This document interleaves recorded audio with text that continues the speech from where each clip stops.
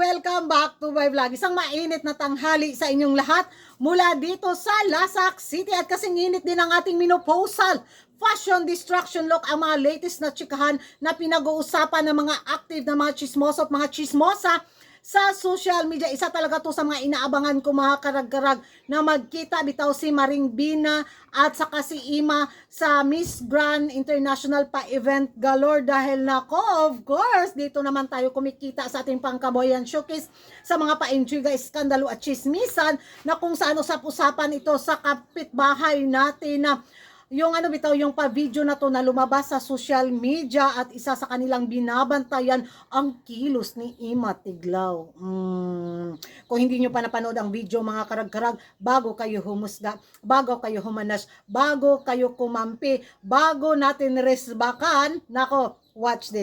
Be excited, and I'm so grateful right now because I can feel the support and love of all the Filipino people and the international fans, to all the grand sisters, to all my grand sisters. Trying to manifest.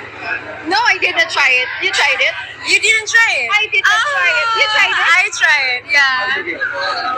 I cannot try it because I saw how it works, and I said, no, I cannot try it. Maybe other rides. So I did try the other fun activities in the area. Yeah. Oh, So I wait. got a keychain. Keychain. Yeah, keychain. Nice. How was it? I did try the roller coaster, and it wasn't that scary at all. At all. It wasn't that scary. It was just fun.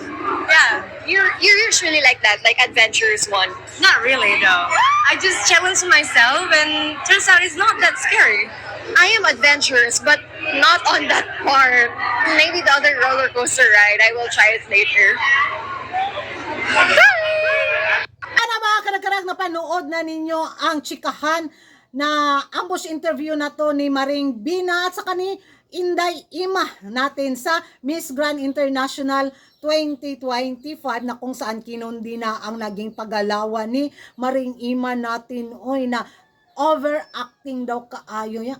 Para daw wala na daw sa lugar yung pagiging magaslaw ng mga motion, movement ng katawan ni Maring Ima natin sa kanyang laban sa Miss Grand International 2025. Masyado talaga daw scripted, too much force yung ginagawa ni Maring Ima sa kanyang journey na to. Hindi na daw nababagay bitaw yung galawan niya, very exaggerated. Paano ngayon i-pronounce exaggerated?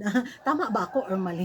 Comment down below. Niyo na lang X like that kuragan para mabasa ko ba at ma-pronounce ko ng maayos. Of course, dahil mga karag-karag, alam niyo naman, bobo tayo sa pronunciation galore. Na makaka-stress talaga yung dila ni kuragan dahil Inglisan ng labanan, nako, 50-50 below the ground ang cell membrane natin dyan. So yun na nga mga karag-karag, sabi nila, too much ang pain sa taon na to. Iba daw yung mga dating pinapadalang kandidata ng Pilipinas sa Miss Grand International pageant ni Angkol. Ito daw si Ima ay nasobrahan daw sa confidence. Yun yung mga hanas ng ating mga kapitbahay after lumabas ng video na to. At kabaliktaran daw sa pambato ng Indonesia, na kung saan makikita natin sa aurahan daw niya, sa kilos niya, na very calm. Ito daw yung totoong tinatawag na Reyna. Nasa pressure daw sa laban na natiling kalmado. Ganito daw yung dapat dahil sa isang insidente din na nag-trending ngayon between Paraguay at kay Indonesia, na kung saan muntik na siyang tabunan, na hindi talaga maka-aura si Maring Bina sa picture taking galore nila kasi nga andon yung paggaw ni Paraguay. Talagang, hoy, bigyan mo naman ako ng spotlight. Pero saludos daw talaga sila kay Maring Bina, na kung saan, ayun, hindi daw binasto si Miss Grand Paraguay sa pa-eksena na to, which is kinuha lang daw yung bag, tapos pa cellphone. Sa akin mga karag-karag, tama naman sila na medyo kalmahan ni Maring Ima yung mga ganung pa-movement bitaw, para hindi siya intrigahin ng mga kontrapartido nating mga kapitbahay na against sa kanyang laban para sa back-to-back. Wala namang masama. Ano ba? Wala namang masama, di ba, kung tanggapin natin yung nila, yung mga komento, yung mga hanas nila, kung nakikita natin na may punto naman.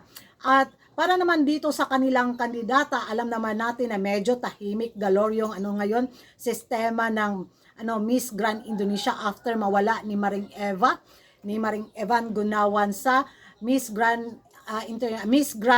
Indonesia Organization, di ba? After niyang bitiwan, after niyang iwan, hindi ganun kalakas yung impact ng kandidata nila sa taon na to. Hindi gaya nung hawak pa ni Maring Eva yung prangkisa ng Miss Grand Indonesia.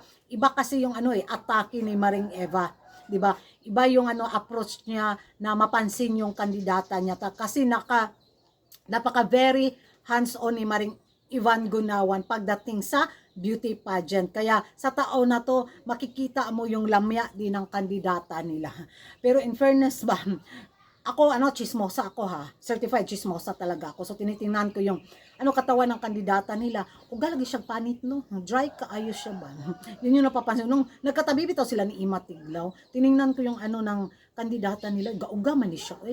Yun lang yung magiging komento ko. Wala nang iba. Ewan ko sa inyo mga karagkarag kung ano yung magiging reaction nyo tungkol nga dito sa hanas ng ating mga kapitbahay na overconfidence at napaka-OA ng galawan ni Ima sa Miss Grand International 2025 kumpara sa kanilang kandidata. Sa tingin nyo mga karagkarag, sino kaya sa dalawang to aangat sa darating na Miss Grand International 2025? Magingay tayo sa comment section at kung hindi ka pa nakapag-subscribe sa YouTube channel ko, don't forget to like and subscribe. Karagan, hit the notification bell para updated kayo sa mga latest kaganapan at late na intriga sa mundo ng beauty pageant. And thank you for watching. See you in my next vlog. Bye-bye!